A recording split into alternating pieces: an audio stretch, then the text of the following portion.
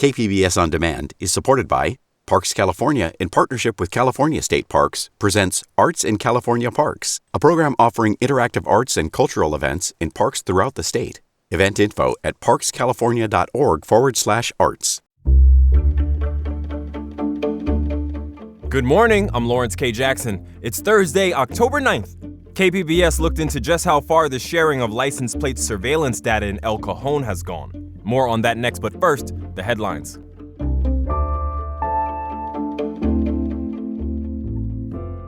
A grand opening was held yesterday for a new affordable apartment building in East Village.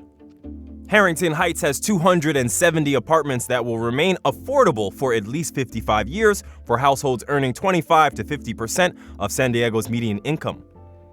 40 apartments have been set aside for individuals with developmental disabilities. The San Diego Housing Commission says they awarded 115 federal rental housing vouchers to help many residents make rent. Almost two-thirds of those vouchers were for those experiencing homelessness. A San Diego-based vape company has agreed to pay a $100,000 fine. The San Diego City Attorney's Office alleged that Vapor Authority was selling flavored tobacco products. That violates the California Health and Safety Code and a City of San Diego ban on flavored tobacco sales. Both are designed to fight back against youth nicotine addiction and protect overall public health. The lawsuit also alleged that flavored tobacco products are targeted to kids specifically. A settlement was able to be reached with no admission of guilt by Vapor Authority. San Diego Mayor Todd Gloria just announced the city's new chief financial officer, pending approval by City Council in the coming weeks. The new CFO is not new to the city's finance department. Rolando Charvel currently serves as the city's director of finance and city comptroller. He also served as CFO for a few years before the COVID-19 pandemic. Rolando holds a bachelor's in accounting from SDSU. The selection of a new CFO comes as the city struggles to raise new revenues to avoid deeper budget cuts to things like library and rec center hours. From KPBS, you're listening to San Diego News Now. Stay with me for more of the local news you need.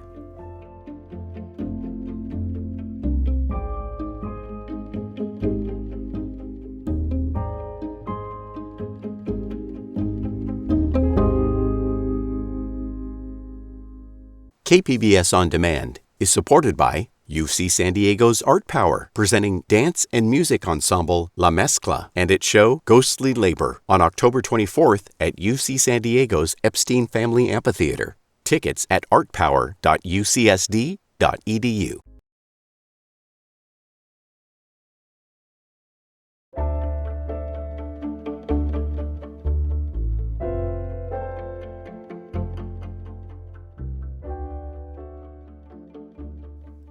Last week, California's Attorney General Rob Bonta sued the city of El Cajon, alleging its sharing of license plate surveillance data with agencies outside the state is illegal. An investigation by reporter Gustavo Solis shows how far the sharing has gone.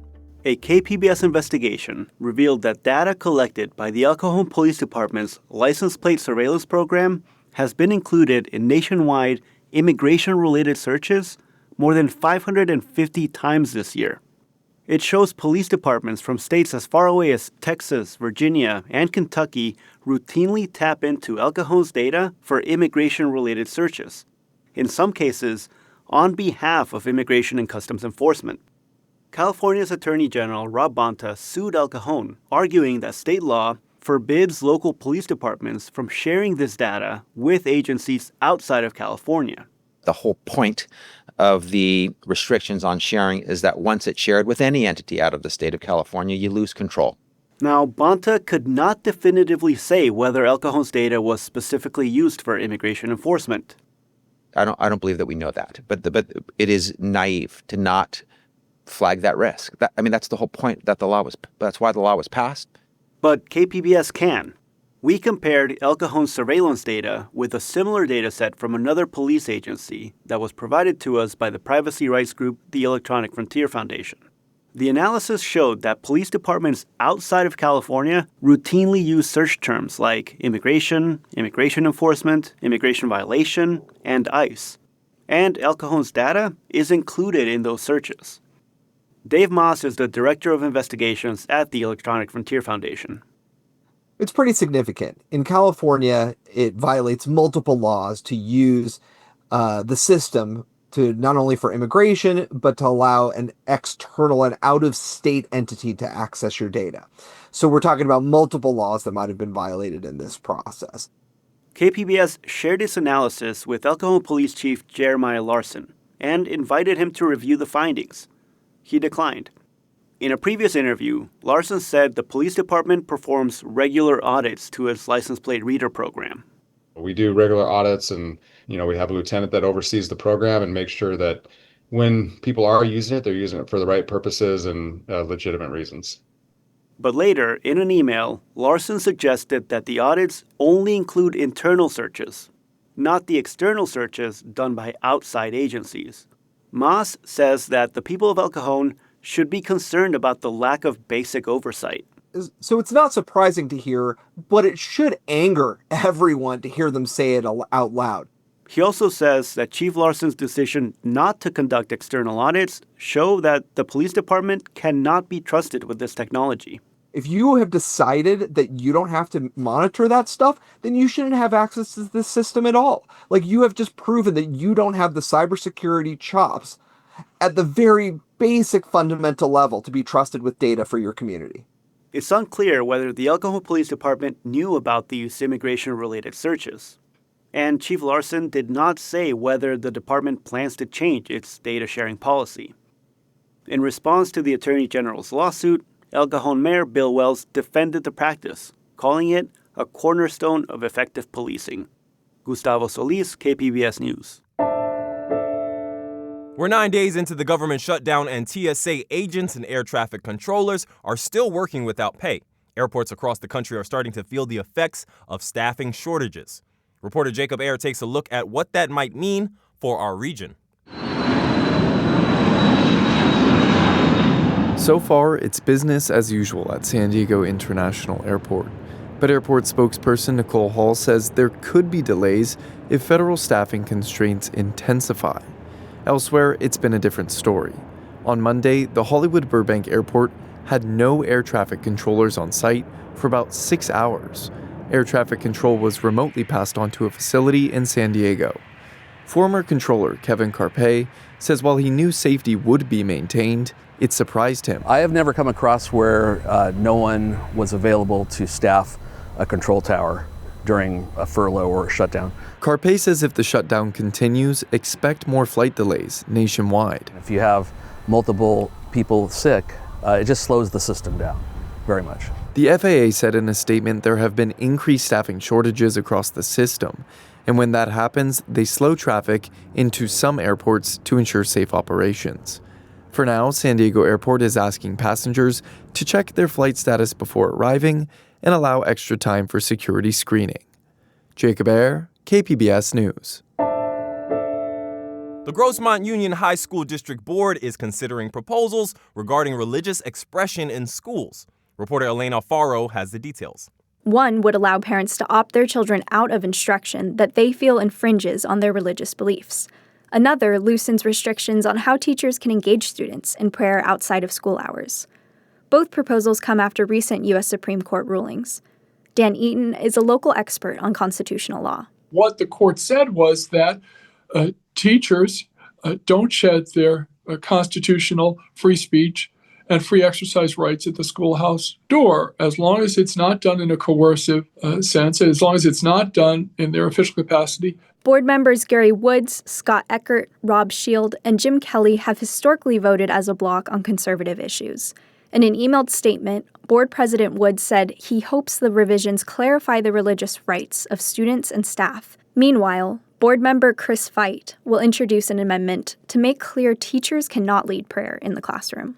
I mean, they can teach classes on religion, obviously, and that's fine. But I think expression of religion for me in the classroom just opens a can of worms that is going to be problematic. The public meeting begins at 6 p.m. in the Grossmont High School Theater. Elena Alfaro, KPBS News. San Diego is preparing to update its rules on historic preservation. Metro reporter Andrew Bowen says it's an effort to balance preservation with the need to build more housing. Historic districts are meant to preserve pristine examples of an architectural style that was important to San Diego's history. Critics say they limit the ability to build desperately needed housing, particularly in wealthy neighborhoods. One of the proposed changes would give the city council more authority to overturn historic designations they disagree with.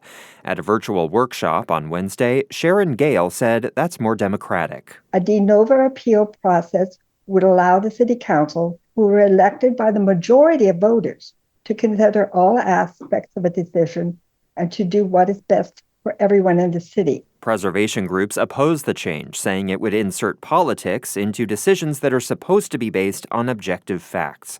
The reforms are set to go before the city council in January. Andrew Bowen, KPBS News.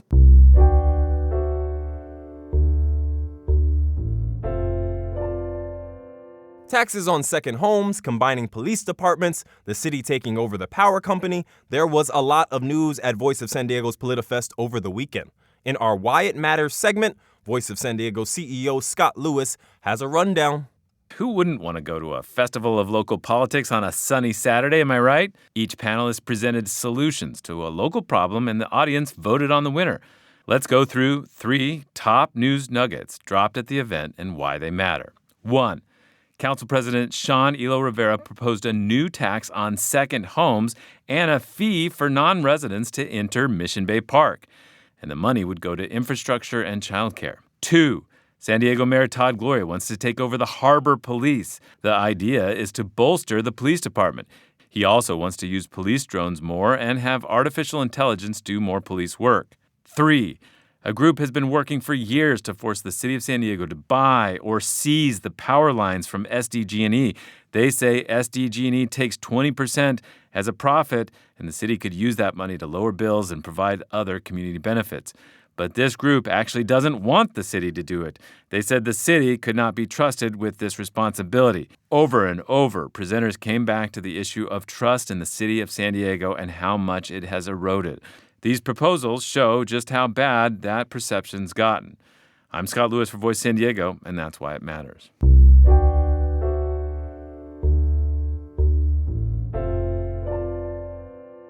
The San Diego Filipino Film Festival opens today with a meet and greet reception, followed by 3 days of films. Cinema junkie Beth Accomando previews the condensed festival.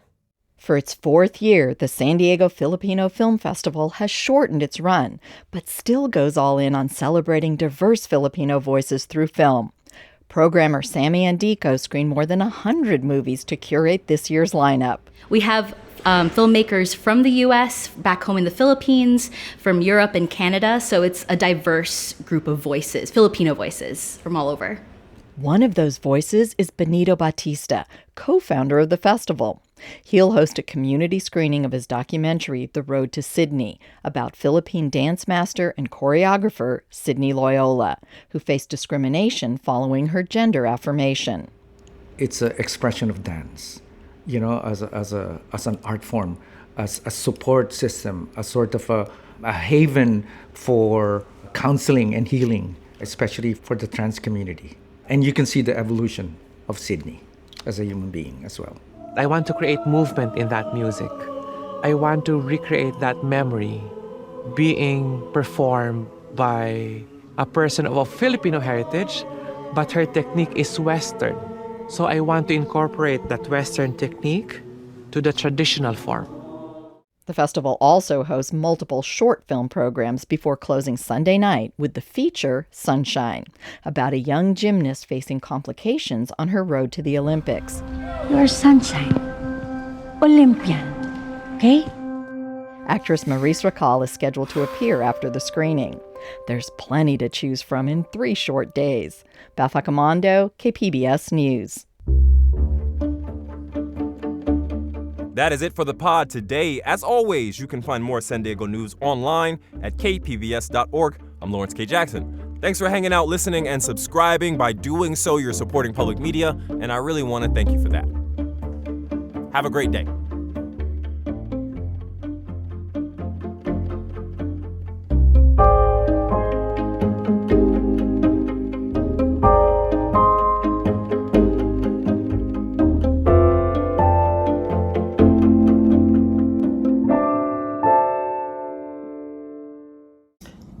Emily Walsh-Lawler, President and CEO of Parks California. Across California, parks are places where nature and community come together. Through Arts in California Parks, artists and culture bearers are creating murals, performances, and cultural programs with local organizations that reflect community stories and deepen our connections to these landscapes.